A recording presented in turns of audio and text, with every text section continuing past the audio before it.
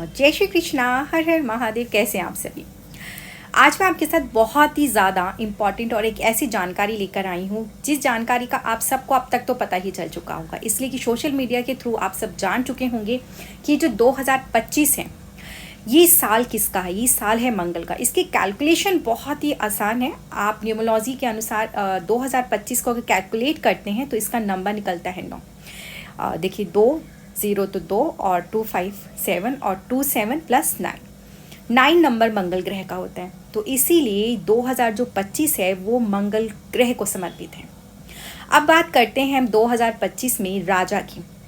देखिए राजा ही शासन करता है ना, ये सभी जानते हैं।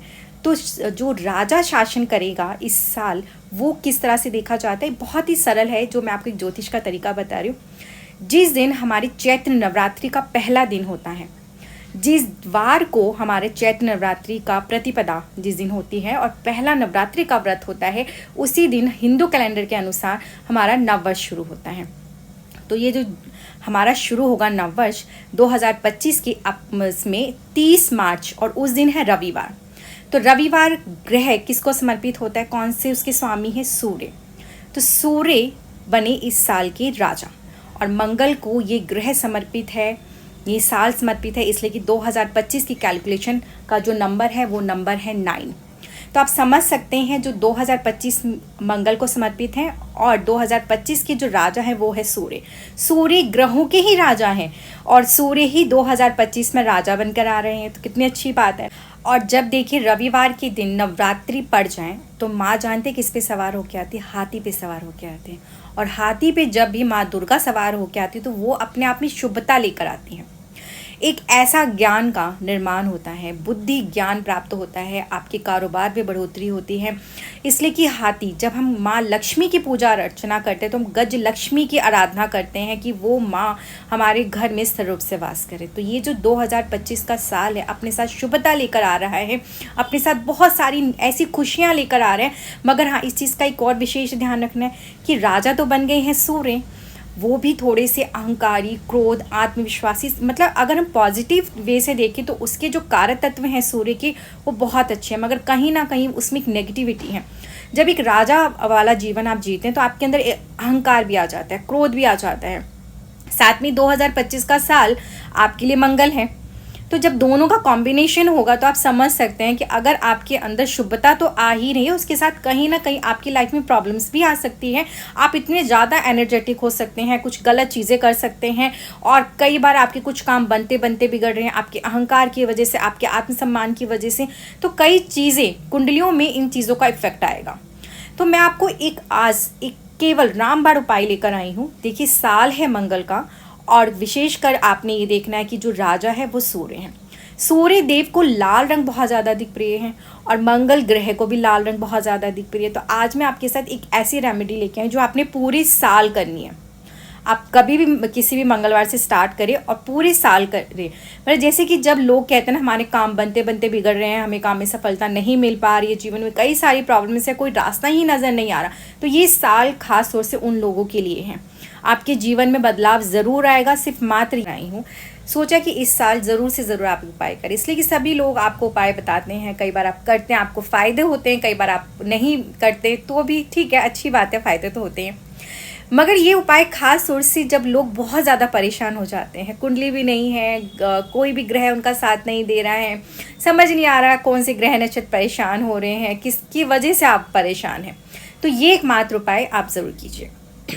और मैं कोई पहली बार आपको चीज़ नहीं बता रही, मगर हाँ इसको करने का तरीका आपको बताने जा रही। जैसे कि देखिए आप सभी हनुमान चालीसा का पाठ करते ही होंगे, कई सारी रेमेडीज़ के थ्रू आपने करना शुरू किया होगा। मगर जो ये साल अगर आपने इस तरीके से हनुमान चालीसा का पाठ किया तो आपके जीवन के सारे संकट दूर होंगे, आपके हर बिगड़े काम बनेंगे। इस साल आपको हर चीज़ में सफलता प्राप्त होगी।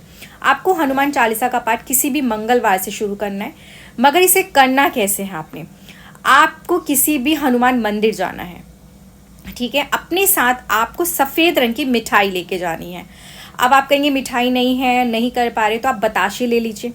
मगर आपने खाली ऐसे ही मिठाई और बताशे लेकर नहीं जाने, आपको लाल रंग के कपड़े में ये बताशे रखने हैं, या तो फिर आपने मिठाई ली है तो आप मिठाई रख लीजिए। इसलिए कि लाल रंग मैंने आपको पहले ही बता दिया कि क्यों हम कर रहे हैं ऐसा, ठीक है। अब सफ़ेद रंग की मिठाई या बताशे हम माँ लक्ष्मी को भी अर्पण करते हैं और हमारे शुक्र ग्रह को भी समर्पित होता है सफ़ेद रंग। तो इससे आपकी लाइफ में जो भी धन से जुड़ी प्रॉब्लम्स है वो सारी दूर होंगी। देखिए सारे ग्रहों को हम कैसे बैलेंस करेंगे, अब आप देखते जाइए। आपका मंगल, रवि, शुक्र, साथ में आपका सूर्य और आपके जो 9 ग्रह के प्लैनेट्स हैं ना वो सारे बिल्कुल बैलेंस हो जाएंगे। अब आपने इस मिठाई को जो भी आपकी क्षमता के अनुसार आपने इस लाल कपड़े में लपेट लिया। अब आप चले गए हनुमान मंदिर, वहाँ पे जाके आसन लेके बैठेंगे और आपने करना क्या है, हनुमान चालीसा का पाठ करना है। अगर पॉसिबिलिटीज़ हो, देखो आपको कोई छोटी सी कन्या मिल जाए, ठीक है, आप ऐसे मंदिर जाते हैं, कोई छोटा बच्चा आपको जैसे कि वहाँ पे मांगने वाले या कोई मिल जाते हैं, आप उन्हीं में से कोई छोटी कन्या हो उसे अपने पास बिठा लें। उसको बिठा के और ये जो आपने प्रसाद लिया है उसे आप अपनी झोली में रख लें और वहीं पे उसके पास में बिठा कर ही आपने हनुमान चालीसा का पाठ करना है। देखिए कन्या क्या है, माँ दुर्गा का रूप है, ठीक है।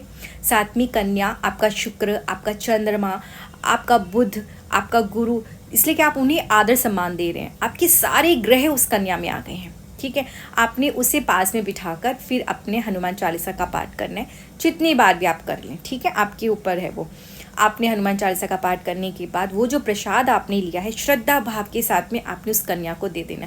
संभव हो सके तो थोड़ी सी दक्षिणा भी ज़रूर दे दीजिए। इस तरह से अब ये रेमेडी आपने कब तक करनी है ये भी प्रश्न आएगा, तो ये रेमेडी आपने जब तक करनी है जब तक आपकी स्थिति सुधर ना जाए। कोशिश कीजिए कि ये जो 2025 है इसमें पूरे साल आप ये छोटा सा उपाय करें। छोटा सा उपाय है मगर हाँ तरीके से करेंगे ना तभी आपको रिजल्ट्स मिलेंगे।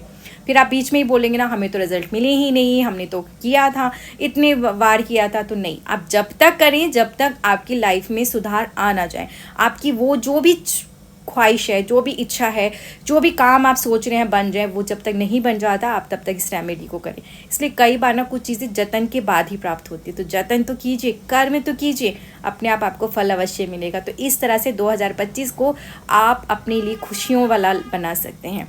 माँ दुर्गा आ रही है ना हाथी पे सवार होके, तो बस माँ दुर्गा का हाथ थामना है ना, छोटी सी कन्या में आपने माँ दुर्गा को देखना है और ये साल आपने हर स्त्री का मान सम्मान ज़रूर करना है। फिर देखिए खुशियाँ आपके घर में आएगी, चाहे वो आपके घर की ही क्यों ना हो।